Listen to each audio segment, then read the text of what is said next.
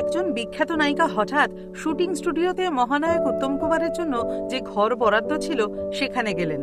গিয়ে দেখলেন ঘরে বেশ ভিড়, গল্প হচ্ছে, পরচর্চা পরনিন্দা হচ্ছে, হইহট্টগোল, হাসি ঠাট্টা হচ্ছে। কারণ উত্তম কুমারের মতো ম্যাটিনি আইডলের চারিপাশে এরকম অনেক মানুষেরই ভিড় থাকতো। ওই ভিড়ের মাঝেই মহানায়ক রয়েছেন, কিন্তু অভিনেত্রী খেয়াল করলেন ওই ঘরের এক কোনায় চশমা চোখে দিয়ে একটি চেয়ারে বসে অত্যন্ত মনোযোগ সহকারে একটি মোটা বই পড়ছেন মহানায়ক। আরো একটু কাছে এগোতেই দেখলেন বইটা রাজশেখর বসুর মহাভারত। নায়িকা সামনে গিয়ে দাঁড়াতেই উত্তম কুমার আলতো করে চোখটা তুলে মৃদু হেসে বললেন, আরে মেম সাহেব যে, কি খবর বলুন তো?